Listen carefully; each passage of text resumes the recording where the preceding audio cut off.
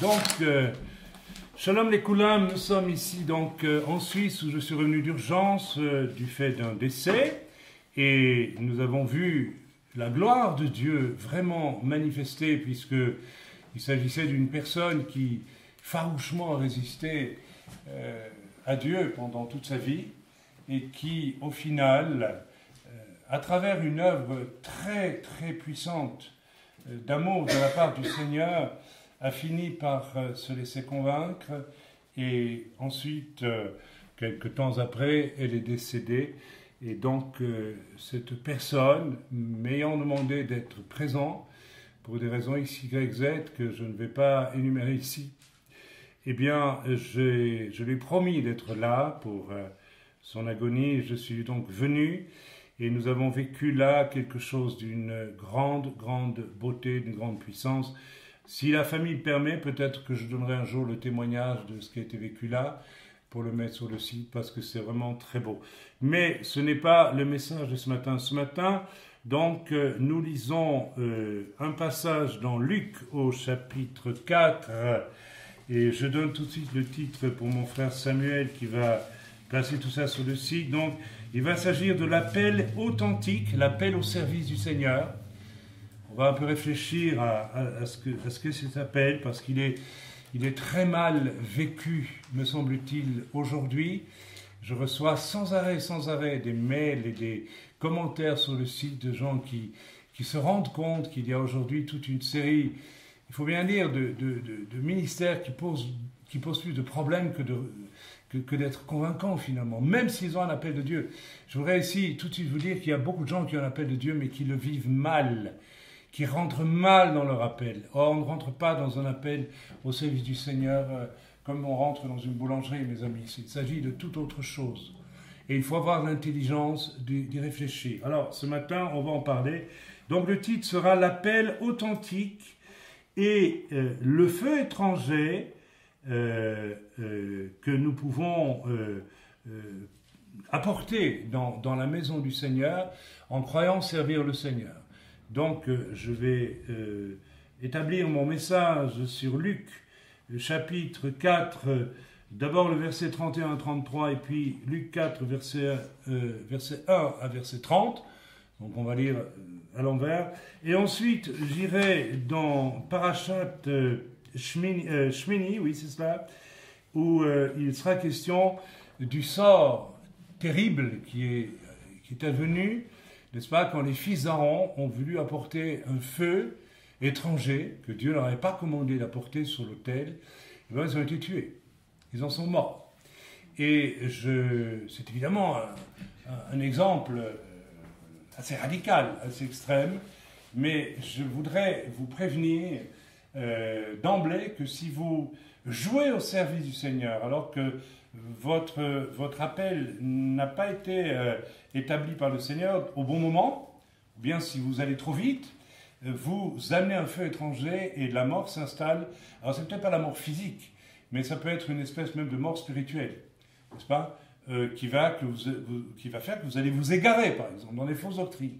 Systématiquement, les jeunes, je dis les jeunes parce que c'est assez rare qu'un homme de 60 ans rentre dans le ministère, mais enfin, les jeunes ministères, qu'ils aient 20 ans ou 60 ans, beaucoup commettent cette erreur et elle est tragique. Je l'ai frôlé, cette erreur, je vais vous dire la vérité, je l'ai frôlé, mais quelque chose en moi me disait de faire attention, donc j'ai fait attention. J'en ai témoignage de ces choses, parce que si nous amenons sur l'autel de Dieu un feu qui est un feu propre, qui n'est pas le feu de Dieu, nous sommes absolument, nous courons des risques terribles. Parce que c'est un peu comme si, voilà, par exemple, Sylvie vient régulièrement chez moi pour arroser les plantes, hein, et je lui en sais gré quand je suis absent. Mais si je rentre un jour et que Sylvie a décidé de modifier tout l'appartement, de mettre le salon à la cuisine, vous voyez ce que je veux dire? Je dirais, dis non, mais de quoi elle se mêle, là, elle va trop loin, là. Elle fait quelque chose que je n'ai jamais demandé. Je serais choqué, je serais blessé. Je serais en droit de lui dire, mais tu es en train d'aller beau. Vous comprenez? Ça, vous le comprenez. Vous seriez blessé, vous aussi. Eh bien, c'est ce que nous faisons lorsque nous apportons sur l'autel un service, alors que Dieu ne nous a rien demandé. C'est extrêmement dangereux. Et ça engendre, vous savez, si Sylvie faisait ça, dans mon esprit, dans mon cœur, elle viendrait tout de suite, bon, c'est fini, je ne veux plus qu'elle rentre à la maison. Ou alors je lui dirais, si je suis un peu doux, je lui dirais, écoute, t'exagères, etc. Mais je crois qu'à la fin, je lui dirais, stop, t'arrêtes, quoi. Donc, il y a une espèce de risque que Dieu nous rejette. Et je vois des jeunes ministères qui, parce qu'ils veulent servir Dieu, et non pas parce qu'ils ont un appel véritablement, ils ont peut-être un appel, mais ils anticipent son appel, ils vont trop vite. Ils apportent quelque chose de leur propre âme, finalement. Et bien, systématiquement, c'est un signe, ils finissent dans des fausses doctrines. Je l'ai vu, mes amis, je l'ai vu. Je ne vais pas donner l'exemple parce que je n'ai pas envie qu'à travers le message, parce que je sais qu'il est écouté par beaucoup de gens sur le site, des gens qui se posent des questions sur un tel, je n'ai pas envie, n'est-ce pas, de faire la guerre. Je ne fais d'ailleurs la guerre à personne. Je n'ai pas envie de dire, oui, ça c'est un tel qui fait ça. Non. Écoutez, j'en dis assez lorsque je dis que les gens, n'est-ce pas, commencent à fonctionner dans les fausses doctrines. Et c'est comme ça qu'on voit tant de ministères, tant de jeunes ministères qui ont un appel, mais qui ne savent pas gérer ou qui refusent qu'on les aide aussi à gérer. Parce que nous allons voir avec l'exemple d'Antioche, n'est-ce pas, que Paul et Barnabas, qui avaient tous les deux déjà un ministère, ils avaient un ministère, des hommes, n'est-ce pas, et on va voir dans quelles conditions Paul va accéder à son ministère. Et on va se rendre compte qu'il y a une denrée caractérielle essentielle qui est l'humilité. Parce que Paul et Barnabas étaient à Antioche, et ils ne bougent pas. Ils ne bougent pas, pourquoi? Parce qu'en fait, arrivant à Antioche, ils découvrent qu'il y a plusieurs prophètes, il y en a plusieurs, je pense qu'il y en a 2 ou 3, je ne sais plus. Il y a un ou plusieurs docteurs, et il y a des anciens. Donc c'est une assemblée où il y a de la ressource spirituelle. Donc Paul n'arrive pas en disant, ça y est, je suis Paul, allez, je prêche, je fais mon ministère, et puis vous m'écoutez. Non, ils se rendent compte qu'il y a des gens de valeur, là, spirituellement parlant aussi. Donc il arrive à Antioche, et il vit à Antioche avec un recul par rapport à son appel. Vous voyez ce que je veux dire? Et il a une attitude d'humilité qui va jusqu'à attendre que le Saint-Esprit va parler aux anciens, n'est-ce pas? Alors qu'ils jeûnent et qu'ils prient, n'est-ce pas? Donc ça veut dire qu'ils ont discuté avant. Paul a peut-être dû demander, est-ce que vous voulez prier pour moi? Parce que je veux savoir quelle est la prochaine étape pour mon ministère. Donc cette humilité. J'ai rencontré des jeunes ministères, je ne citerai pas de nom, où Dieu a montré de manière très claire qu'il voulait m'utiliser pour les aider, et puis en leur sauvant carrément la mise 2-3 fois, hein, parce qu'ils couraient des dangers. Ça m'avait révélé des dangers qu'ils couraient. Donc le Seigneur me mettait sur la route d'un ministère comme celui-là pour lui montrer que Dieu me mettait sur sa route. Quand Dieu met quelqu'un sur notre route, c'est pas uniquement pour le mettre sur notre route. C'est aussi parce qu'il y a un plan. Et moi j'ai compris le plan, je le savais. Et puis Dieu m'a dit, tu ne lui dis pas. C'est à lui à faire preuve d'humilité et à demander, mais qu'est-ce que tu penses, frère? En plus, j'étais bien plus âgé que lui dans le ministère, donc j'avais déjà 30 ans de ministère à peu près. Et il n'a jamais demandé ce que tu penses. Il a au contraire voulu m'utiliser, me faire entrer dans sa vision à un moment donné. C'était ridicule, absolument ridicule. Tellement habité par le désir, vous voyez, de faire, d'être. Et cet homme, à partir de ce moment-là, il a commencé à dévier. Et puis il est tombé dans les fausses doctrines. Et il ira toujours plus dans les fausses doctrines. Et alors là, de là à aller dans le faux Saint-Esprit, évidemment, il n'y a qu'un pas. Donc, c'est extrêmement important de réfléchir à ce sujet, de ne pas il y a ici des jeunes, hein, je ne suis pas naïf, je vois bien et j'espère de tout cœur que Dieu va vous utiliser bientôt. De tout cœur, il n'y a pas de souci de ce côté-là. Je ne suis pas le genre d'homme à freiner, au contraire. On manque tellement de bras dans le... Mais il faut vraiment... Et à contrario, je dirais à la fin du message du Romache, si Dieu a un appel pour moi, et que je refuse cet appel, alors là, c'est aussi grave que de se précipiter trop vite. Les deux sont deux extrêmes. Vous savez, le diable essaie toujours soit de nous pousser, soit de nous retenir. Et c'est toujours la méthode du diable. Alors, quand on est instruit de ces deux méthodes, on sait très bien comment éviter les pièges. Donc, nous allons lire ensemble ce passage. Donc, Luc, chapitre 4, verset 31. Il s'agit de Yeshua. Il descendit à Capharnaüm, ville de la Galilée, et il enseignait le jour du Shabbat, à Yom Shabbat. On va essayer de parler un peu hébreu de temps en temps. Qu'est-ce qui apprend un peu d'hébreu ici? Samuel, je parie, non? Toi, tu apprends un peu d'hébreu. Alexia, tu parles hébreu, toi?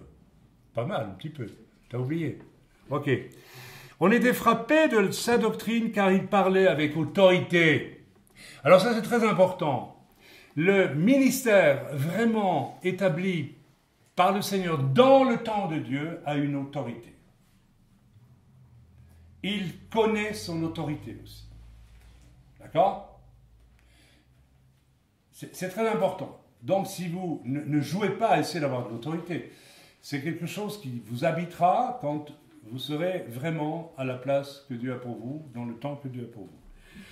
Il se trouva dans la synagogue un homme qui avait un esprit de démon, impur, et qui s'écria d'une voix forte, « Ah, qu'y a-t-il entre nous et toi, Yeshua de Nazareth, Yeshua Notzri » en hébreu. « Tu es venu pour nous perdre, je sais qui tu es, le Saint de Dieu. » Yeshua le menaça, disant, « Tais-toi et sors de cet homme. » Et le démon le jeta au milieu de l'assemblée et sortit de lui sans lui faire aucun mal. Tous furent saisis de stupeur et ils se disaient les uns aux autres, « Quelle est cette parole ?» Il commande avec autorité et puissance aux esprits impurs. Et ils sortent et sa renommée se répandit dans tous les lieux d'alentour. Voilà. Alors je pourrais continuer à lire. Donc nous avons ici, alors je ne vais pas parler du fait de chasser les démons, etc. Nous avons ici le Seigneur, j'allais dire un individu, que Dieu me pardonne de parler ainsi de lui. Oui, un homme, il est aussi un homme. Hein, Jésus était homme autant que Dieu. Et en pleine possession de ses moyens et vraiment dans la plénitude de son appel, de son ministère.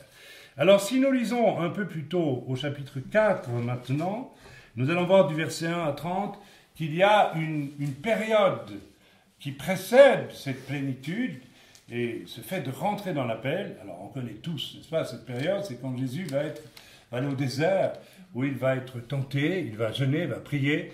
Donc, ceci est important. Alors, on le lit rapidement.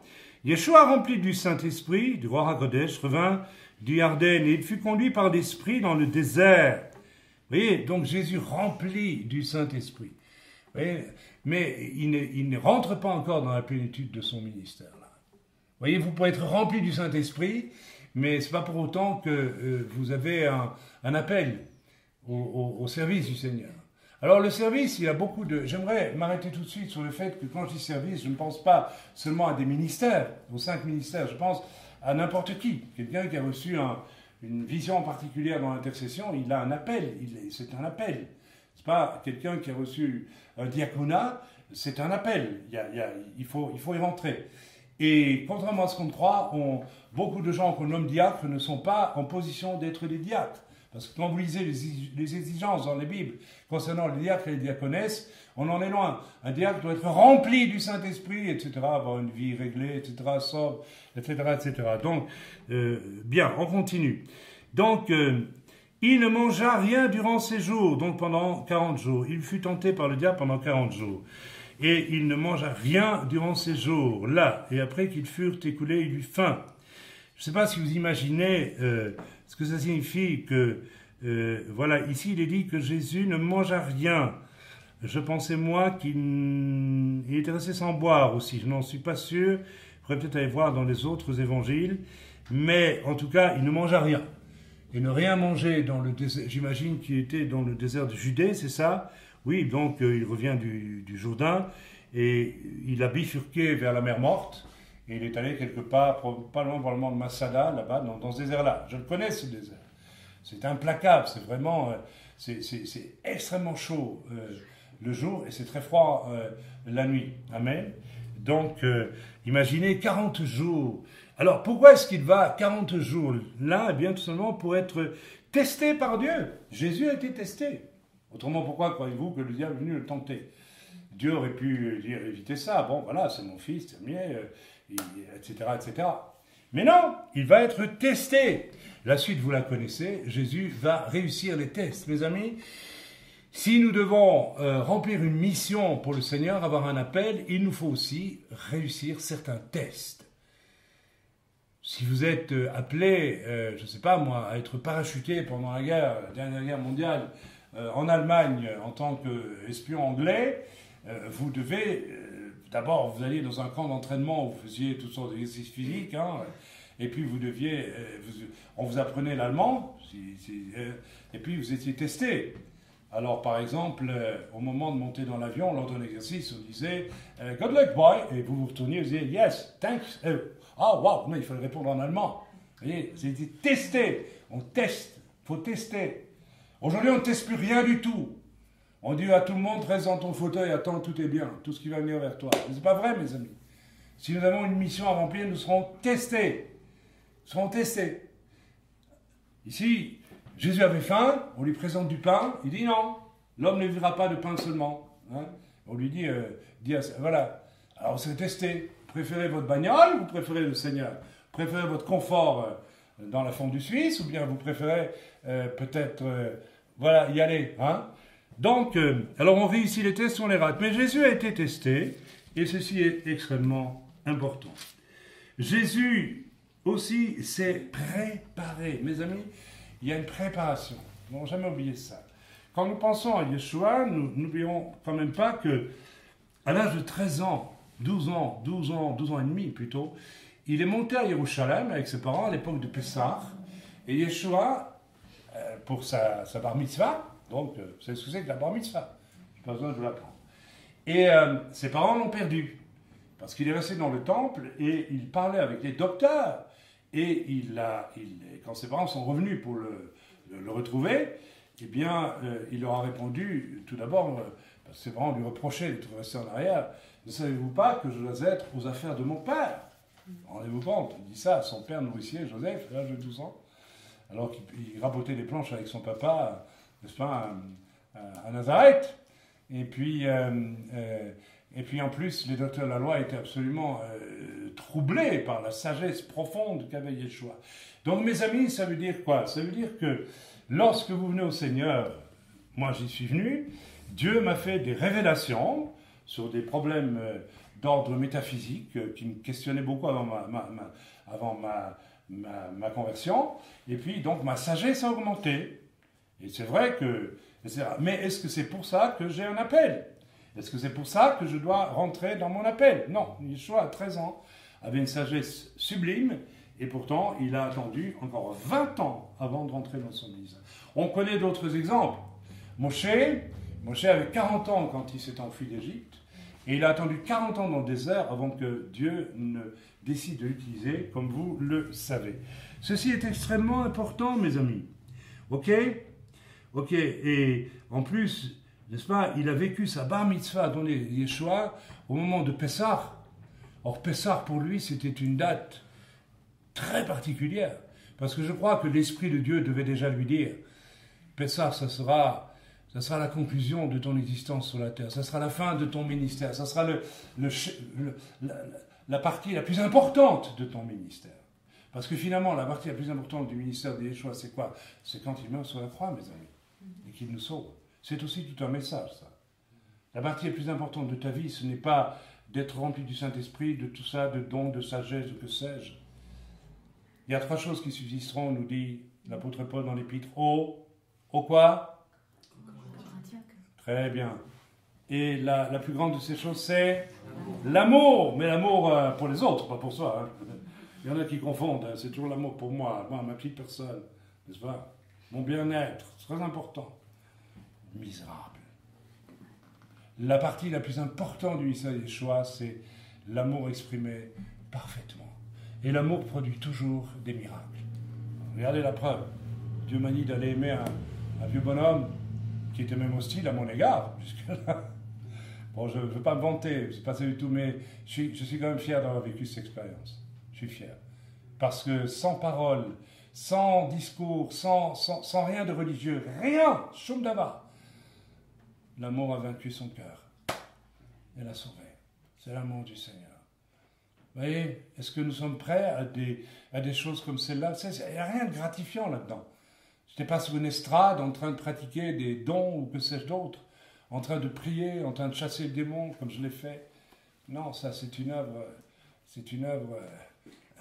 presque dans l'anonymat, je veux dire. Vous voyez? Et Jésus, n'est-ce pas, son chef-d'œuvre, le chef-d'œuvre de son existence, c'est de mourir sur une croix en étant moqué de tous et rejeté, méprisé. Ce n'est pas un ministère successful. Hein. Ce n'est pas un ministère qui courait sur les estrades avec des gens qui l'adoraient. Hein. Amen. Voilà, donc, ceci est important aussi, si vous voulez servir le Seigneur, il faut que vous intégriez tout de suite une réflexion sur vos motivations. Qu'est-ce que vous cherchez? Qu'est-ce que je cherche? Je cherche parce que vous savez, moi je vois très bien lorsque je reçois des mails de jeunes qui veulent servir le Seigneur, et oui, je voudrais être comme Bénigne. Je dis, ben alors, c'est foutu, c'est pas parce que c'est Bénigne. Je dis, mais si tu veux, même si tu veux être comme moi, tu perds ton temps. C'est comme Jésus que tu dois devenir. C'est comme le maître que tu dois devenir, pas comme une vedette quelconque. Amen. Ok, signification autre, les signes de quelque chose de spécial et la véritable entrée dans cet appel, les signes de quelque chose de spécial et l'entrée véritable dans un appel, il peut y avoir pas mal de temps qui s'écoule. Pourquoi? Parce qu'il y a le temps de Dieu, si Jésus a été testé en tant qu'homme, alors a fortiori, nous devons être testés. Amen. C'est absolument important.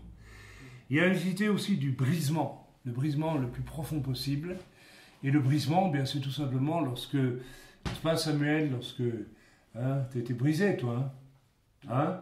Lorsque le Seigneur nous fait des remarques, que ce soit en direct, que ce soit à travers les frères, que ce soit à travers un père spirituel, eh bien, nous acceptons, nous refusons. Si tu refuses, tu n'es pas brisé, donc ça ne peut rien faire de bon avec toi, c'est tout. Tu reportes d'autant, n'est-ce pas, le temps où Dieu pourra t'utiliser. C'est tellement important. L'essai du brisement profond, c'est l'apprentissage de l'amour, du véritable amour. Mes amis, j'aimerais insister là-dessus. On ne peut pas servir Dieu si on n'a pas une révélation profonde de ce qu'est l'amour de Dieu. Alors, ne croyez pas que c'est si vite fait que ça. Ça demande du temps. Moïse a tué l'Égyptien et il croyait avoir bien fait.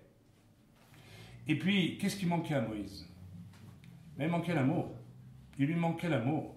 Il a mis 40 ans pour le... Qu'est-ce que Dieu a fait? Il l'a envoyé chez des bédouins ou des bergers qui devaient sentir très mauvais, d'ailleurs, parce que quand vous êtes sur une tente de bédouins, au fond du désert, un désert rocailleux, hein, avec un bonhomme et ses filles, et puis ça n'avait rien de gratifiant, c'était un prince d'Égypte, Moïse.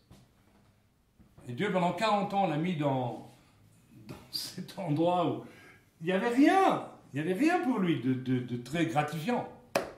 Est-ce que vous êtes capable de faire le rapport? Prince d'Égypte, 40 ans, élevé à la cour de Pharaon, considéré comme le fils de Pharaon, ou presque. Et puis voilà qu'il se retrouve... Qu'est-ce que Dieu a voulu lui apprendre? Vous croyez, quand il est arrivé, bien sûr, il a tiré l'eau pour les... Mais peut-être qu'il avait déjà de l'amour, mais il avait besoin d'approfondir, d'affiner cet amour. Et cet amour a été affiné et aussi son humilité a été révélée le jour où Dieu l'a appelé pour aller parler au Pharaon. Qu'est-ce qu'il a dit? Tu sais, moi je bégaye, je ne suis pas capable. Mais là, c'est un homme humble qui a parlé. Et il aurait pu dire, tiens, je me rappelle, j'étais prince d'Égypte, dis donc, on m'avait appris à faire des discours. Certainement le cas. Mais tout ça, c'était fini, c'était oublié. Et il y avait cette position humble. L'humilité, ça s'apprend, mes amis. On ne naît pas humble. Vous n'êtes pas né humble, moi non plus. L'amour, ça s'apprend, ça s'affine, ça s'approfondit. Ça doit devenir un dépôt en nous, quelque chose de fort, un dépôt. Et qui va mettre ce dépôt si ce n'est le Seigneur? Et il faut du temps pour que ce dépôt soit mis. Autrement, vous tomberez aussi, si vous laissez le Seigneur rapidement et que vous n'avez pas cet amour. Vous savez, je vais vous dire honnêtement, ces heures-ci, quand j'étais là-bas, n'est-ce pas, à Frasnes, j'étais épuisé tout simplement. Et ils étaient épuisés aussi. Et vous savez, on aurait très bien pu, si on n'avait pas eu de l'amour suffisamment, à un moment donné, peut-être s'énerver, ou se heurter même. Or, il n'y a rien eu de cela. Vous savez pourquoi? Parce que l'amour, il y avait une réserve d'amour suffisante. Il y a des moments où j'étais épuisé, je dis mais je vais pas tenir. Puis je voyais bien qu'il ne tenait pas non plus, c'était au bout, c'était à bout, vous savez. Pas dormir comme ça auprès d'un agonisant pendant des heures et des heures. Alors c'était merveilleux, on aime Albert, il n'y a pas de souci. Mais à un moment donné, on est au-delà de nos forces. Vous l'avez été aussi, n'est-ce pas? Et on le paye un petit peu maintenant. Mais il y a des moments où je me disais, bon, il faut que je tienne parce qu'eux aussi, ils sont fatigués. Et puis, j'ai promis, et puis je les aime, et puis j'aime Albert. C'est mes frères, c'est mes sœurs. Albert est mon frère en Christ. Donc, où est-ce que j'avais trouvé la force? Dans les réserves d'amour que Dieu m'a données. C'est pas moi qui suis plein d'amour, c'est Dieu qui m'a rempli d'amour. Vous voyez ce que je veux dire? Mais si j'ai pas cet amour, moi j'ai vu, vous savez aussi bien des chrétiens qui s'arrachent les yeux. Mais c'est quoi ça? Des gens qui n'ont pas appris à aimer, c'est tout. C'est jamais facile de vivre avec tout le monde. Hein, Samuel? Delplan? Ça a été difficile de vivre avec toi, tu sais. Oh là là là là, et toi aussi, hein? Avec moi. Oh, mais tu as mué, là, tu as une grosse voix maintenant. Non, non, c'est pas vrai avec lui, on s'est toujours bien entendu. Hein, les boulets vides, tu te rappelles, hein? On en a vu tous les deux. Hein? Bon, mais ça aussi, c'était de l'amour. Qu'est-ce que vous voulez? C'est agréable, mais c'est de l'amour. Bien, donc, c'est très important. Alors, frère, je voudrais vous donner un petit peu mon témoignage à ce niveau-là. J'ai donc été reconnu comme évangéliste, il y a 30 et des années en Belgique, et j'ai commencé à servir le Seigneur. Donc, il y avait, j'évangélisais, il y avait des âmes qui étaient sauvées, et puis je suis rentré dans un ministère itinérant, vous connaissez mon histoire, sur 4 continents, etc., etc. Et il y a eu des miracles, il y a eu des choses extraordinaires. Et à l'époque, j'avais déjà écrit mon livre Echad et mon livre BDP, qui sont 2 livres essentiels, enfin, de ce que moi j'ai fait. Donc, je vivais des miracles. J'ai vécu des guérisons du sida, enfin, beaucoup de choses. J'ai prêché en Afrique, les gens se convertissaient, j'étais aux États-Unis, j'étais dans les pays de l'Est, enfin un peu partout. Et vous savez ce que Dieu me disait sans arrêt? Ça, c'était quelque chose qui me... Je ne comprenais pas, maintenant je comprends. Tu n'es qu'en préparation. Tu n'es qu'en préparation. Au plus fort de mes campagnes d'évangélisation en Afrique ou ailleurs, ou quand j'allais au fond de la brousse et que des sorciers se convertissaient ou que sais-je, le Seigneur me disait, tu n'es qu'en préparation. Je dis, mais qu'est-ce que tu veux me dire par là, Seigneur? Le Seigneur voulait me dire, tu n'es pas encore entré dans ton ministère. Tu n'es qu'en préparation. Alors, c'est quand même quelque chose. Moi, je ne comprenais rien du tout. Je dis, mais Seigneur, je ne sais pas, je vais dans des pastorales, etc. On m'invite à prêcher dans des églises. Ça me disait, tu n'es qu'en préparation. Et un jour, bien sûr, alors je pense pendant toute cette période, Dieu m'a testé, Dieu m'a appris à aimer, Dieu m'a appris la patience, Dieu m'a appris la persévérance. Je n'étais pas nécessairement quelqu'un de persévérant, quand quelque chose était dérangeant avant, moi je mettais de côté, donc j'ai dû apprendre toutes ces leçons. Alors vous allez dire, ah bon, c'est ça, c'est le Seigneur? Oui, mes amis. Est-ce que vous avez déjà réfléchi à la patience de Yeshua sur la terre avec ses disciples? Et la persévérance pour finir sur une croix. Il en fallait de la persévérance. Et ça n'est pas acquis comme ça du jour au lendemain. Si vous voulez servir le Seigneur, vous allez devoir apprendre le courage, la persévérance et toutes ces choses. À ne pas craindre la mort. Ah oui, c'est tout ça. À aimer les gens. À aimer n'importe qui à n'importe quel moment. Pas à aimer être sur une estrade nécessairement. Mais aimer les gens. Ça va passer... alors c'est le fameux épisode, je l'ai déjà raconté 100 fois, quand je vivais une espèce de réveil dans un endroit où il y avait des manifestations extrêmement puissantes du Saint-Esprit. Et puis je voyais très bien ce qui allait venir. Il y avait des guérisons, des miracles, tout ce qu'il fallait. Et puis c'était ici, dans ce pays, il y a bien des années. Et puis j'ai compris que, il fallait juste continuer à faire des réunions dans un local, là, un grand local qu'on avait à l'époque, que j'avais loué.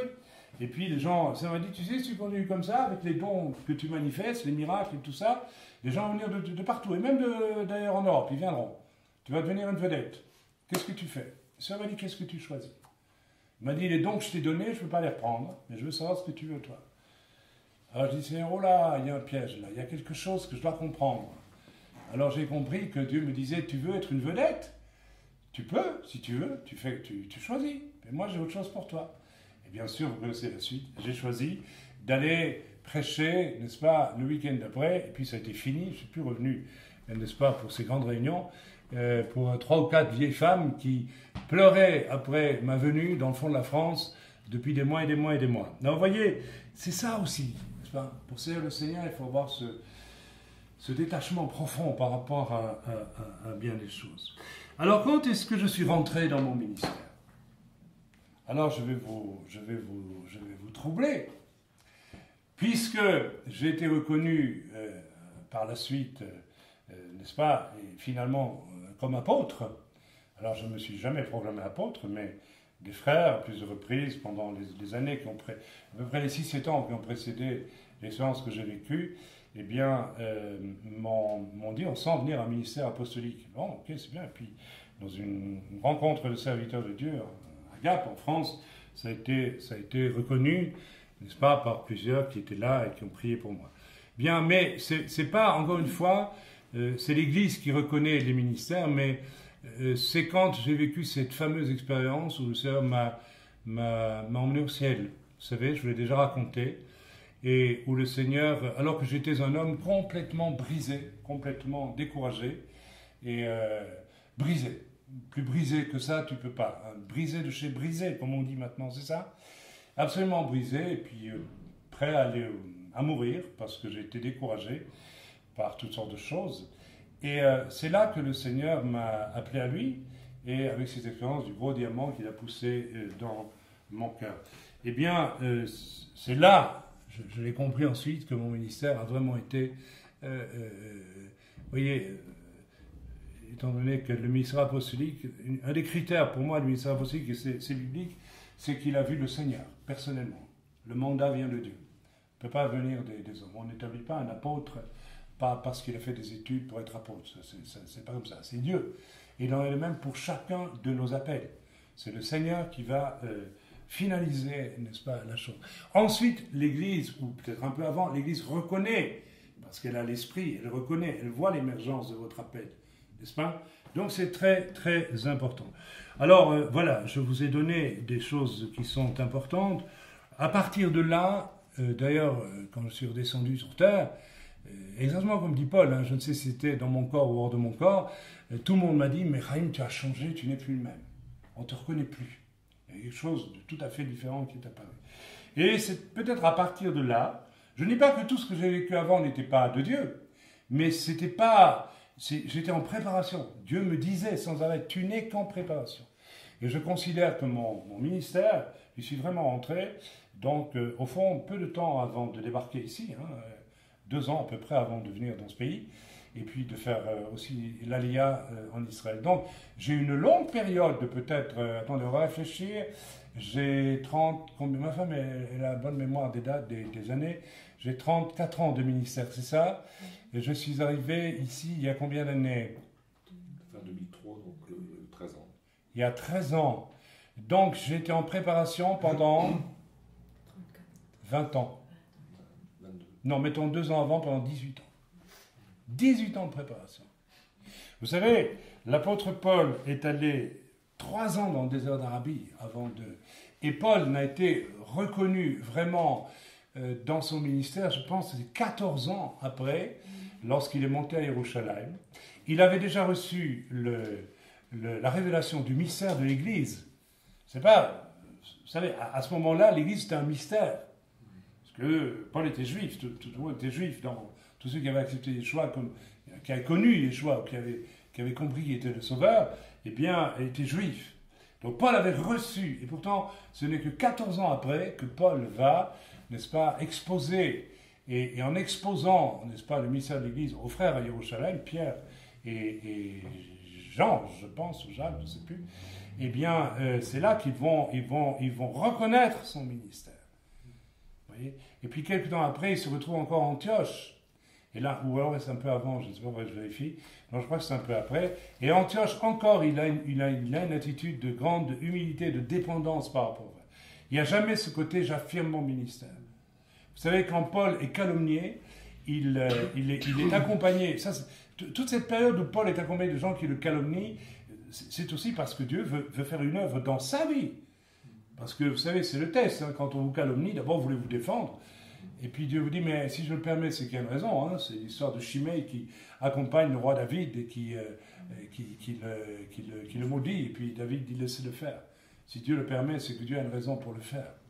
En fait, Dieu va continuer à approfondir le caractère de Paul pour qu'il puisse vraiment faire ce à quoi Dieu l'appelle. Donc ça, c'est ce qui s'est passé. Voilà. Tant de ministères aujourd'hui, mes amis, sautent allègrement toutes ces barrières, sans en tenir compte. Je dirais, en fait, ces barrières, nous devons tous les sauter, mais je dirais, en fait, je devrais dire, beaucoup de ministères aujourd'hui ne sautent pas toutes ces barrières de test. Dès le départ, ça y est, c'est comme un cheval qui doit faire un parcours de jumping et qui dit, bon, au départ, il fait un tour sur lui-même, ça, j'ai gagné. T'as rien fait, mon cher. T'as rien fait du tout. Et c'est le drame de... Je ne veux pas ici, je ne veux surtout pas avoir l'impression de désigner des gens, mais parce que je me rappelle, vous savez, de ce jeune pasteur qui nous a fréquenté à une époque, il y a plusieurs années. Ah, c'était un désastre, n'est-ce pas? Ça a été un désastre. Un désastre, parce qu'il croyait vraiment qu'il était un homme de Dieu, et puis il n'était pas du tout. Il y a peut-être un appel, mais voilà. Alors on a fait l'école biblique, et puis en sortant, on lui dit, ça y est, t'es pasteur. Et quand vous connaissiez le jeune homme et son couple, vous voyez tout de suite que c'était vraiment, vraiment prématuré. Résultat, il s'est royalement cassé la figure, comme on dit. Et il y a des souffrances après, et puis il y a des divorces, et puis voilà, et encore d'autres choses. Amen. Et puis aussi l'expectative de quelqu'un qui ne sait pas ce qui lui est arrivé. Moi j'ai la compassion pour des jeunes comme ça. Parce qu'on ne comprend pas. Moi, on ne m'a pas expliqué non plus. Quand je disais à des frères, mais Dieu me dit, tu n'es qu'en préparation. Alors que je viens de prêcher devant toi, il y a eu des miracles, des guérisons, des conversions. Oh, ben je ne sais pas, frère. Je ne sais pas, frère. Et on ne sait pas. En réalité, la parole de Dieu nous instruit sur le fait qu'il y a un temps de préparation pour servir le Seigneur. Voilà. Tant de ministères aujourd'hui. Pour beaucoup, le simple fait d'accepter Jésus comme sauveur et de vivre de son amour à lui, et de ses richesses spirituelles, eh bien, n'est-ce pas, ça les autorise à se proclamer intérieurement serviteurs de Dieu. Vous savez, moi je suis effrayé quand je vois certains jeunes qui galopent pour... faut qu'on reconnaisse mon ministère. Mais arrête! Si tu as un ministère, Dieu va te dire lui-même, de manière majestueuse un jour, tu rentreras avec autorité dans ton appel. Ne joue pas. Vous savez, pensez aux enfants ou comme moi, quand j'étais petit, on m'avait offert une panoplie de cow-boys, vous savez. Alors on avait une ceinture et puis 2 revolvers à pétales avec des... Mais on se croyait vraiment être des vrais cow-boys. On était... Attention, il fallait pas... L'étoile était là. Hein. Alors moi, comme j'aimais toujours ceux qui perdent, j'avais compassion, donc j'ai donné ma panoplie de cow-boys et j'ai acheté des plumes. Et puis j'étais indien, je rampais j'étais un vrai indien, hein, j'étais indien. Vous savez, vous savez, je vous donne cet exemple-là pour que vous compreniez, ce n'est pas ce que tu rêves qui est vrai. Il faut réfléchir à ces choses. Il faut être sage, il faut être intelligent. Nous avons besoin de véritables hommes de Dieu. Il y a plein d'hommes de Dieu et de femmes qui sont appelés à servir le Seigneur aussi. Mais beaucoup avortent leur appel parce qu'ils ne respectent pas les temps de Dieu. Bien, je fais exprès d'aller beaucoup plus vite parce que je voudrais passer au Chumash. Donc on va lire. Ça va? On peut y aller? Vous devez y aller? Allez-y, si vous voulez aller. Allez-y, pas de souci. Donc nous allons lire. Donc aujourd'hui nous avons un culte de Shabbat un peu plus particulier parce que nous sommes un petit peu désorganisés du fait du décès donc, de notre frère Albert et nos sœurs doivent aller pour préparer, n'est-ce pas, l'enterrement qui se fera cet après-midi. Bien, donc nous allons donc enchaîner directement avec Parashat Shemini. Donc c'est la Parashat de cette semaine. Et nous lisons simplement le premier verset, si vous voulez bien. Parashat Shemini. Les fils d'Aaron, Nadav et Avihu, prirent chacun son encensoir. Ils y mirent du feu et placèrent dessus de l'encens, et ils apportèrent devant Hachem un feu étranger qui ne leur avait pas ordonné d'apporter. Un feu sortit de devant Hachem et les dévora, et ils moururent devant Hachem. C'est une expérience terrible. Je ne me souviens pas qu'il y ait eu d'autres cas comme cela dans le Tanakh, mais s'il n'y en a eu qu'une, c'est justement parce que Dieu veut nous attirer notre attention. Ça ne signifie pas pour autant que ce qui est arrivé aux fils d'Aaron ne nous prend pas au nez.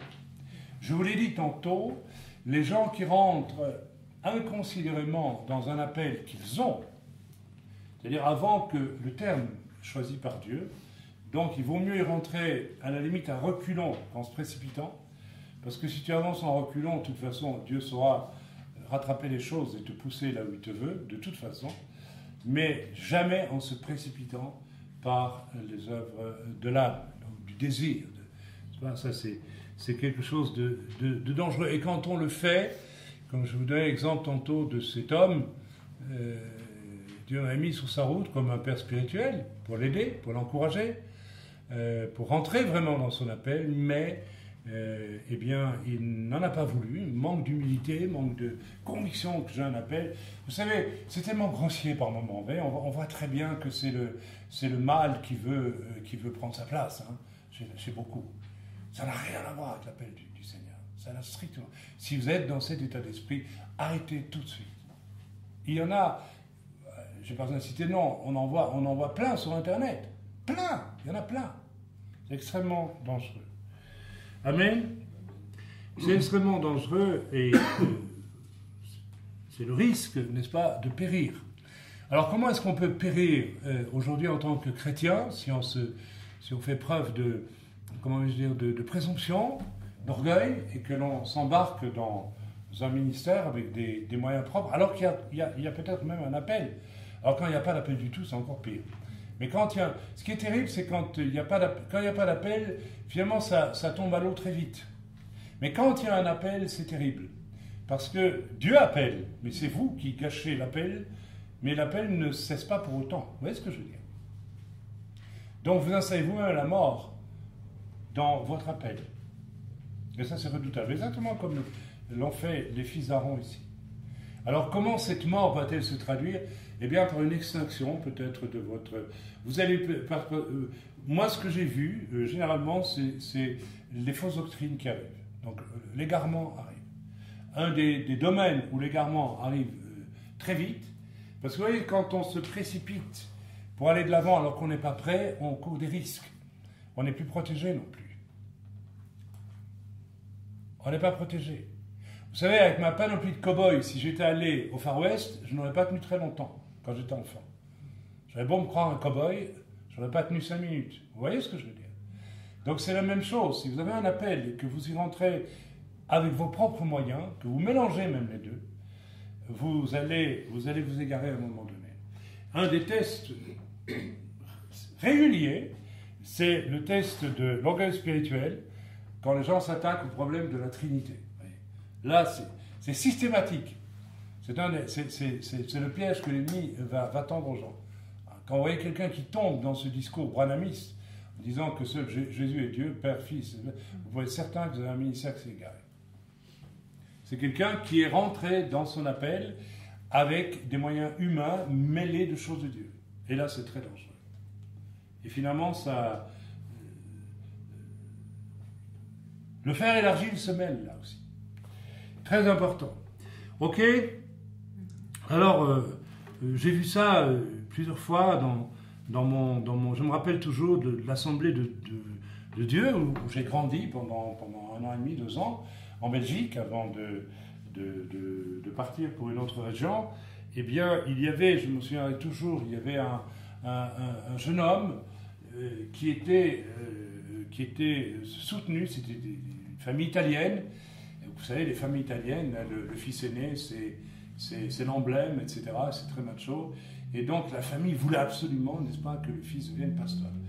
Et nous avons assisté avec ma femme, je m'en souviens, des jeunes chrétiens, à des spectacles tellement dégradants, vous savez. On voyait qu'ils venaient au culte, tous ensemble, c'était un clan. Et puis lui, il avait la tête très haute, il regardait le pasteur, parce que le pasteur refusait la prédication. C'était horrible, c'était affreux. Il y avait un orgueil là-dedans. Et j'ai connu la même chose dans une assemblée de Dieu, dans le midi de la France, où j'ai vécu ce que je sais mettre un réveil à l'époque. Et il y avait aussi, n'est-ce pas, une famille très orgueilleuse qui voulait absolument que leur enfant soit pasteur. Alors ils voulaient l'envoyer à l'école biblique, etc. Mais je vous assure, c'était affligeant de voir ça. Affligeant de voir à quel point tout ça était fait de main d'homme. Et je me rappelle aussi de mon épouse. Nous prêchions, j'animais un séminaire sur le couple, donc quelque part en France. Et nous avons découvert, quand nous sommes arrivés, qu'en fait, l'assemblée était dirigée par une femme et le mari était complètement effacé dans l'affaire. Et puis, alors évidemment, moi je prêche, et pourtant elle m'avait invité pour prêcher le séminaire sur le couple, où là, normalement, on remet les choses à leur place. Et puis, pendant que je prêchais, la femme en question venait dans le dos de ma femme et la poussait comme ça en me disant « Mais qu'est-ce que tu attends, toi aussi, tu dois pouvoir dire quelque chose, il n'y en a pas que pour lui, etc. etc., etc. » Alors là, je me disais vraiment, on est dans un univers où, voilà un autre exemple, où on veut absolument, n'est-ce pas, par des moyens humains et charnels, provoquer l'apparition d'un ministère. Pour elle, si je prêchais, ça voulait dire que ma femme automatiquement avait un ministère. Vous voyez, c'est comme ça. On ne sait pas d'où ça sort, ça, hein, mais c'était... Alors que la Bible est claire à ce niveau-là. Donc voilà, ce sont des exemples qui nous parlent d'amener un feu étranger. Et mes amis, retenez simplement ceci, si les fils d'Aaron sont morts sur le champ, eh bien, tous ceux qui amènent des feux étrangers dans la maison du Seigneur, moi le premier, si je le fais, nous serons détruits. Alors je ne dis pas que nous mourrons, n'est-ce pas, détruits par un feu qui descend du ciel, mais vous savez, là c'était, comme nous le disons si facilement, hein, ces choses ne sont que l'ombre des choses à venir. Hein, donc ce qui est arrivé là-bas, d'une manière directe, visible, aux fils d'Aaron, n'est-ce pas, eh bien, nous arrive aussi. Nous arrive aussi d'une manière plus subtile peut-être, mais réelle. Nous pouvons même avoir donné le change pendant un certain temps avec des dons spirituels.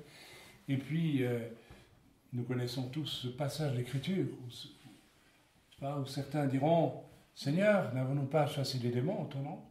N'avons-nous pas fait ceci, n'avons-nous pas fait cela ?» Et où le Seigneur le dira « Retirez-vous de moi, je ne vous ai jamais connu. » Ça veut dire quoi, je ne vous ai jamais connu? C'est-à-dire que le moment que j'ai choisi moi, pour vous connaître et vous établir dans ma volonté, je ne l'ai pas connu. Parce que vous êtes faufilés à votre façon, dans votre appel. Et ce n'est pas moi qui ai... Mes amis, j'aimerais qu'on termine là-dessus. Parce que c'est absolument important. Vous savez, pendant que je vous prêche, je prie intérieurement. Et je dis, Seigneur, moi aussi, même à mon âge, je dois être absolument certain que ce que je fais, c'est exactement ce que tu veux qu'un homme fasse, c'est-à-dire moi en l'occurrence. Tellement important. Autrement, ça sera détruit. Vous savez, qu'est-ce qui restera de moi quand je ne serai plus là? Qu'est-ce qui restera devant Dieu? C'est ça la question. Alors, je ne peux pas terminer ce message sans dire à contrario, il y a aussi la faute exactement opposée à celle-là. Mais au fond, ça revient au même. Ça revient au même. C'est-à-dire refuser à Dieu l'appel qu'il a pour moi.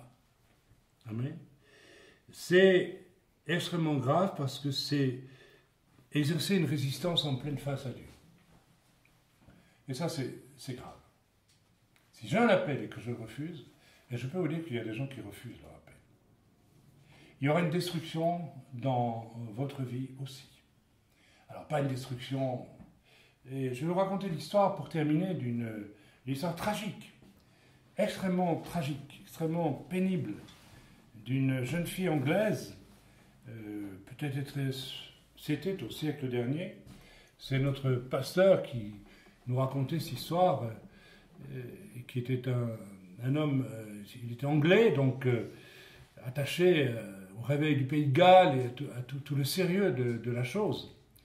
Et il nous disait, il y avait une jeune fille dans une église en Angleterre qui savait que Dieu l'appelait à devenir une infirmière pour travailler dans un hôpital en Afrique et pour accompagner les missionnaires qui évangélisaient, etc., etc., etc. Donc cette jeune fille avait reçu probablement, j'oublie un peu les détails, mais cette révélation confirmée par la prière des gens, etc., toute jeune déjà, peut-être vers l'âge de 12-13 ans.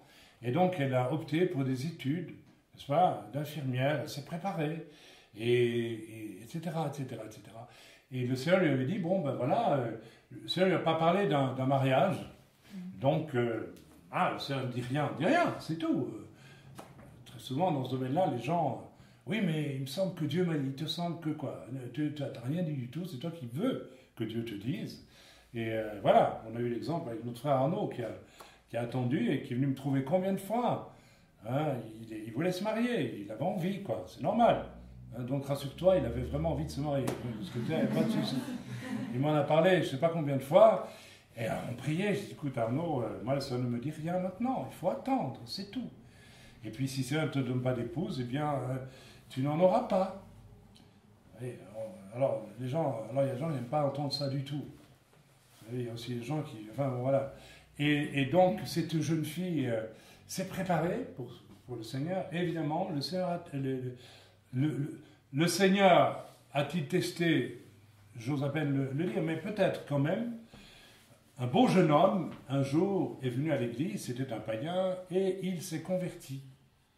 Mais par la suite, on s'est demandé s'il s'était vraiment converti ou s'était converti parce qu'il y avait une jolie... gracieuse anglaise qui était dans l'église aussi, on n'a jamais su. Oui, c'est un peu spécial. Mais normalement, alors la jeune fille, enfin, le garçon, gentiment, respectueusement, a approché la jeune fille, lui a parlé. Alors évidemment, on peut pas tout, on n'a pas à contrôler ces choses. Les regards s'échangent, ma foi, dans les yeux se disent beaucoup de choses, et ils ont compris que peut-être... Alors elle est allée trouver le pasteur a dit, écoute... rappelle-toi que tu as un appel, ça a été confirmé par plusieurs serviteurs de Dieu qui sont passés dans l'église ici, et tu dois, tu fais comme tu veux, tu es libre, mais vous savez, je suis certaine qu'il comprendra mon appel et il m'accompagnera en Afrique, etc., etc. Alors ça, c'est ce qu'on dit dans ce moment-là. Alors ils se sont mariés, et je pense même que après 2 ou 3 mois, il n'est même plus venu à l'église. Donc, elle était obligée, puisqu'elle était mariée, de rester en Angleterre, et elle a continué à venir à l'église seule. Et toute sa vie, vous entendez, toute sa vie, elle a pleuré devant Dieu, elle a supplié Dieu de la sortir de là, et Dieu n'a rien fait. Il aurait peut-être fallu que Dieu tue son mari pour qu'elle puisse rentrer dans son appel, c'est trop tard. Et toute sa vie, elle a regretté d'avoir loupé l'appel du Seigneur. Alors, frères et sœurs, voilà, je pense que le message aujourd'hui, je l'ai fait un peu court, hein. Alors vous êtes soulagés, c'est un peu plus court que d'habitude, mais soyons extrêmement humbles et circonspects.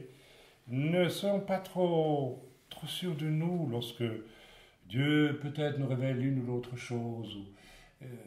Sachons être certains que les choses se font dans le temps où Dieu le veut lui. C'est tellement important. C'est nous qui sommes à son service. Ce n'est pas lui qui doit être au service de nos ambitions ou de nos pulsions, de nos désirs, etc., etc. Le meilleur moyen de donner une épouse à Arnaud, parce que bon, il désirait affectivement une épouse, puis bien sûr, on peut comprendre aussi qu'à d'autres niveaux, mais enfin, voilà, qu'est-ce que le Seigneur a fait? Bien, il ne lui a pas donné d'épouse pendant des années. pour vérifier qu'il reste propre, qu'il soit honnête, qu'il soit... Voilà. Donc, entre le moment où Dieu veut vous donner peut-être quelque chose, un appel ou bien quelque chose à quoi vous aspirez légitimement, il faut peut-être que Dieu vous prépare aussi. Donc, ne soyez pas surpris, ne soyez pas étonnés. Mais quand Dieu vous a préparé, que Dieu vous appelle, si vous refusez, là, faites attention aussi, parce que de toute façon, un jour ou l'autre, vous le regretterez. Comme disait Winston Churchill, n'est-ce pas, aux Européens, vous avez voulu la paix, vous aurez la guerre avec le déshonneur, n'est-ce pas? Alors il vaut mieux être dans la volonté de Dieu, en dessous d'une bombe qui descend, que d'être dans son fauteuil confortablement installé en étant en dehors de la volonté de Dieu. Alors pour ce phénomène de l'appel, n'est-ce pas, n'oubliez pas qu'il passera qu'une fois dans votre vie. Dieu ne va pas revenir éternellement vers vous.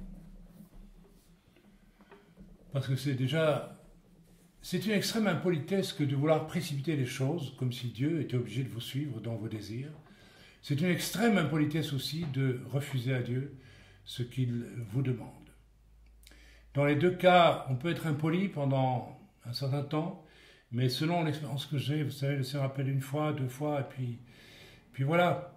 Le frère dont je vous parlais tantôt, et qui s'est égaré d'ailleurs, dans des fausses doctrines, n'est-ce pas, voilà, Dieu m'a placé de manière criarde à ses côtés à l'époque, criarde, pour l'aider, il le savait.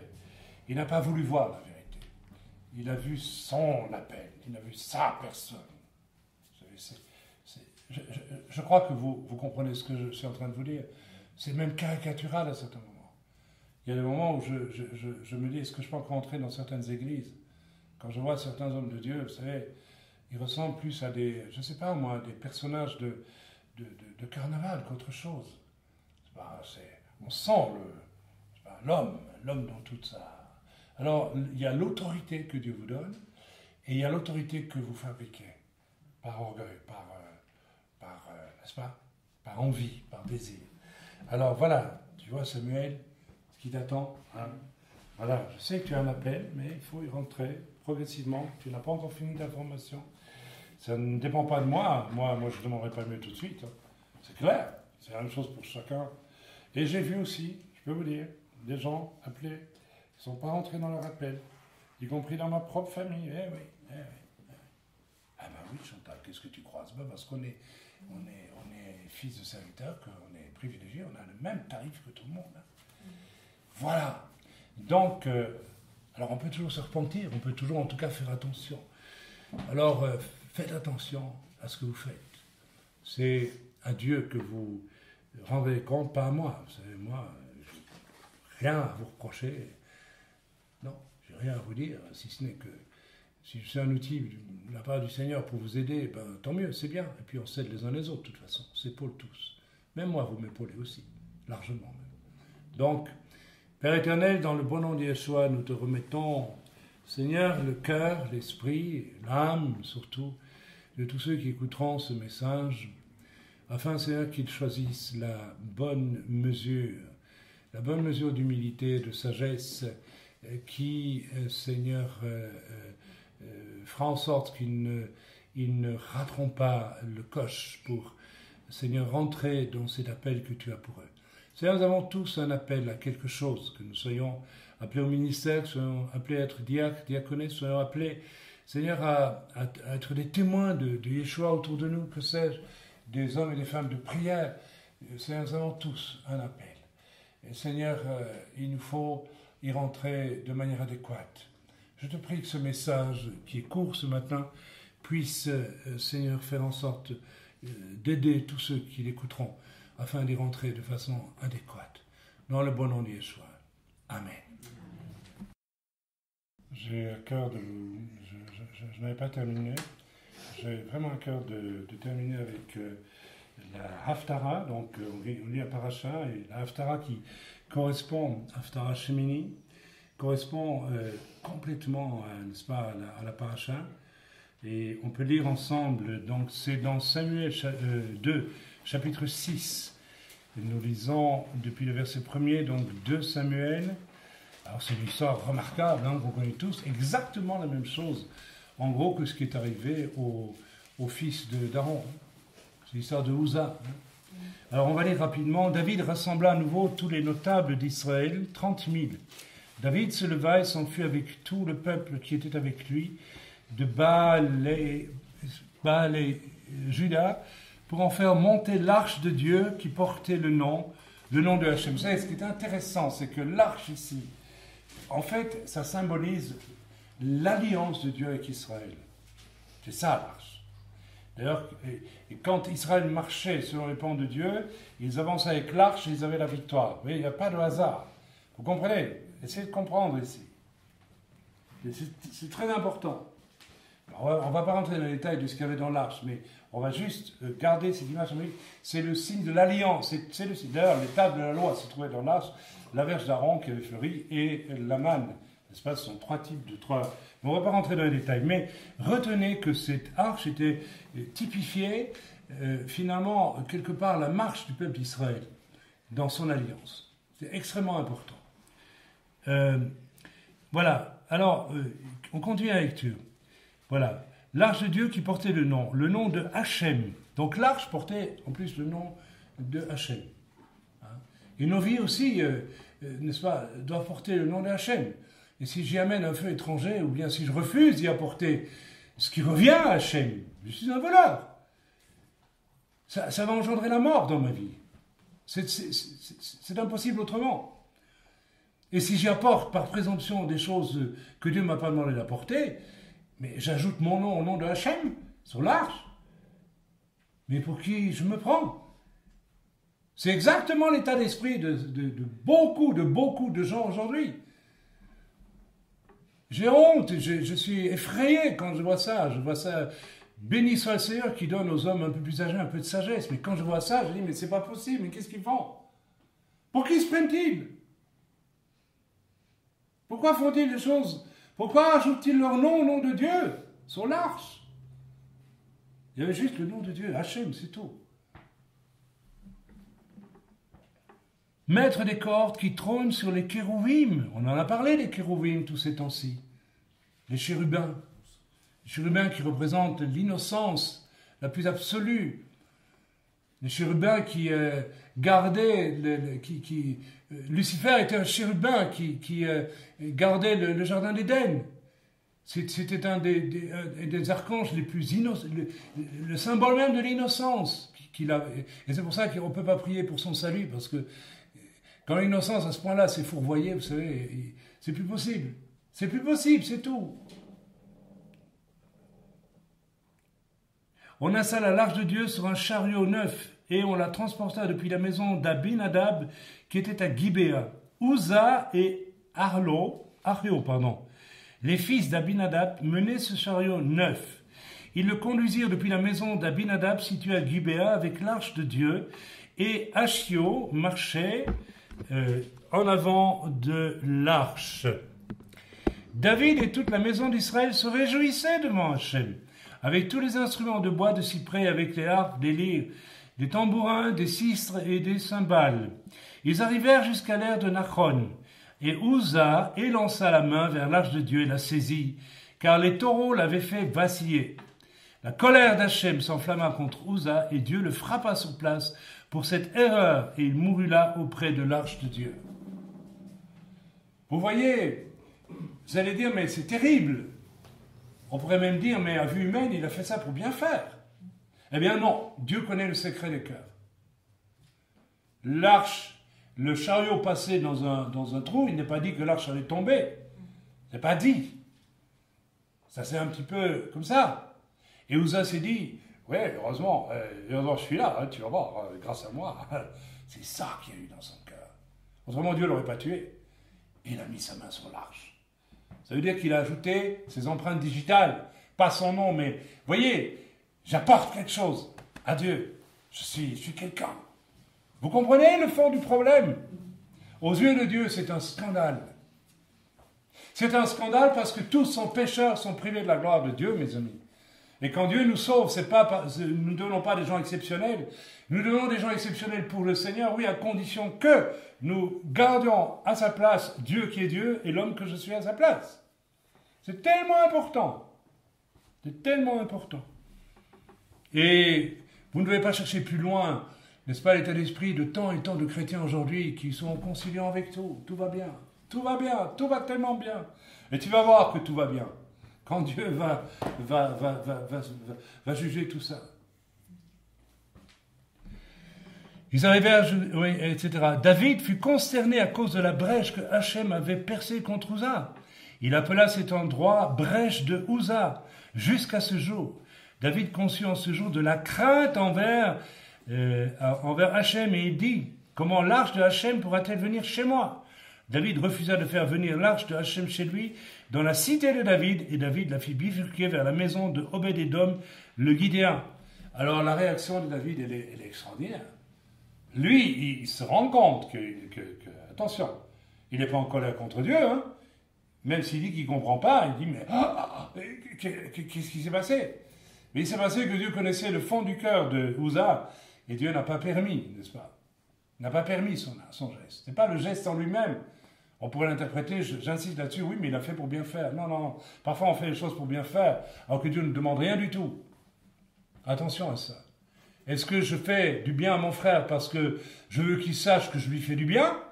Ou est-ce que je fais du bien parce que vraiment ça me coûte quelque chose et je le fais parce qu'il en a besoin? Vous voyez, il y a une grande différence entre les deux. Une énorme différence. Vous savez, quelquefois je dis à nos sœurs, en allemand, Kurzbitte, parce que, oui, tu comprends, parce que comme on t'aime, Chaim Odeh, fiche-moi la paix, c'est pas vrai tout ça. Ça, c'est des stuottes. C'est humain tout ça. Allez, va droit au but. De quoi tu parles? Vous voyez, souvent, une espèce de culte de soi à travers, soi-disant, de l'affection, etc. Mais en fait, c'est faux, c'est pas vrai. C'est pour valoriser son moi, quelque part. Même ça, il y a des gens, on peut aimer autrui par orgueil, mes amis. Hein, ça vous choque ce que je vous dis? Eh bien, réfléchissez avant de dire que c'est choquant. On peut aimer autrui. Je me rappelle d'une sœur qui montait au culte ici, il y a des années, des années, des années. Et avant d'arriver, elle me téléphonait chez moi. « Oh, Chaim, oh, si tu veux, j'ai des pommes et des oranges pour toi. » J'étais mal avec ça. J'étais mal avec ça. J'avais pas besoin de pommes ni d'oranges. C'est faux. C'était faux. Mais il y avait autre chose derrière. Il y a quelque chose. Je me colle au ministère. Vous voyez ce que je veux dire? Voilà, je me donne une importance par ça. J'avais pas besoin, je dis, j'ai pas besoin de pommes. Je t'ai pas demandé des pommes. Si au moins tu te préoccupes de savoir ce dont j'ai vraiment besoin, je dirais encore, Dieu pourrait te le dire, alors là ça va. Mais vous voyez, dans des détails comme ça, on peut très bien croire faire des choses pour Dieu, et en fait on les fait d'une façon toute charnelle, toute humaine, ça ne sert à rien du tout. Amen. On termine ici, David il a compris que c'est tellement sérieux que de marcher avec le Dieu d'une alliance, qu'il va envoyer l'arche chez un voisin, il n'avait même pas chez lui, il dit j'ai bien trop peur. Alors le verset 16, on lit jusqu'à la fin, puis c'est terminé, rassurez-vous. Hein. Or, comme l'arche de Hachem arrivait dans la cité de David, parce que finalement il va la ramener dans la cité de David, Michal, la fille de Saül, regardait par la fenêtre et vit le roi David sautant et dansant devant Hachem, et elle éprouva à son égard du mépris dans son cœur. Voilà. Elle éprouva du mépris dans son cœur. Alors,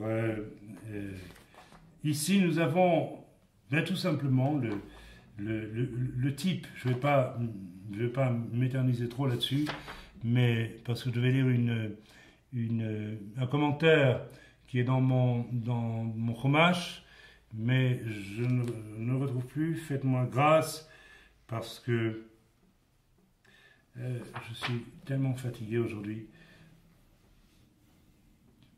Voilà, ici en réalité, nous avons le type du chrétien qui, c'est pas une chrétienne ici, mais c'est la fille de Saül qui est l'épouse de David, et qui n'en a rien à faire des choses de Dieu en réalité. Strictement rien à faire.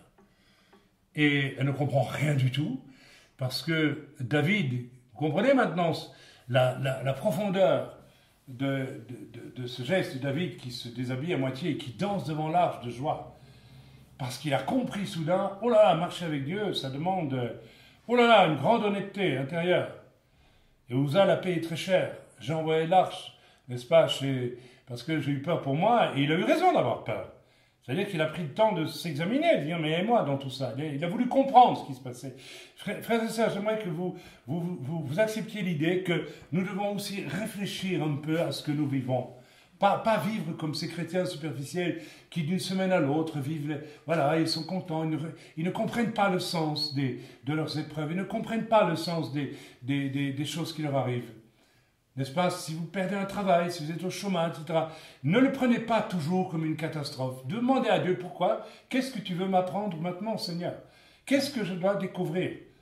Ne soyez pas toujours en train d'imaginer que vous devez avoir une belle vie, sans problème, sans difficulté, et qu'on va venir au culte, qu'on va demander, n'est-ce pas, la prière pour que ça aille mieux. Non, non. Vous savez, quand j'étais dans la maison d'Albert ces jours-ci, j'ai dit, mais Seigneur, le mieux, ça serait que tu le guérisses complètement. Puis tu m'as dit, non, je le veux auprès de moi, donc tu le délies pour qu'il parte. Je l'ai fait, c'est tout. J'ai obéi.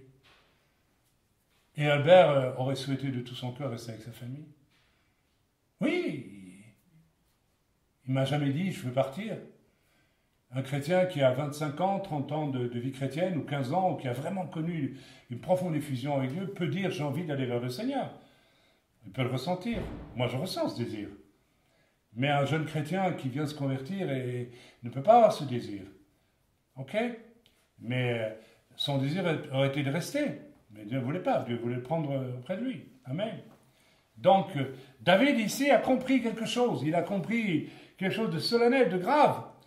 Il n'est pas en train de danser devant l'arche pour faire un numéro charismatique. Excusez-moi. Avec des drapeaux peut-être, ou des confettis, je ne sais pas, moi, venus du ciel. Tant qu'on y est. On peut rigoler. Non, il danse de joie parce qu'il a compris une leçon très profonde ici, David. Et il danse devant son épouse, qui n'est pas spirituelle du tout, qui ne comprend rien à l'histoire et qui, au fond, ne voit que des apparences. Et donc, est quelqu'un qui ne rentre pas du tout, dans la compréhension des choses de Dieu. Alors, vous vérifiez que la Haftara, n'est-ce pas, elle confirme complètement le verset premier de la paracha que je dis aujourd'hui. Donc on reste dans cet état d'esprit. Donc chaque semaine, tu as vu Samuel, ou bien je ne sais pas qui prêchera ici, mais je ne l'ai pas fait exprès, mais on se retrouve, la parole reçue ce matin dans la Brit Hadasha, et puis la paracha plus la Haftara vont exactement dans le même sens. Et je crois que j'en ai dit assez, en dire trop serait lassant, et donc je vais arrêtez là et vous souhaitez vraiment de piocher tout ça sérieusement avec le Seigneur. Inutile de vous dire qu'il faut aussi que vous utilisiez votre temps, vous utilisiez votre vie entière finalement. Et c'est pas toujours facile, je sais. C'est pas toujours facile. Je vous donne un exemple, ces jours-ci, je suis tellement fatigué, j'ai des migraines terribles. Eh bien, j'ai pas lu la parole hier parce que je pouvais pas. J'étais tellement fatigué, tellement mal. Bon, ça arrive, hein, mais je suis joyeux, heureux, tout va très bien, rassurez-vous, il ne faut pas me plaindre. Vous pouvez me plaindre si vous voulez. Mais je veux dire, je dis par là que grâce au Seigneur, je suis en pleine forme. Mais voilà, c'est pas toujours facile, mais il faut y tendre. Il faut tendre, n'est-ce pas, à ces choses. Voilà, que Dieu vous bénisse. C'était donc un rajout au message qui précédait. Non pas depuis Yerushalayim, mais depuis Baleg en Suisse.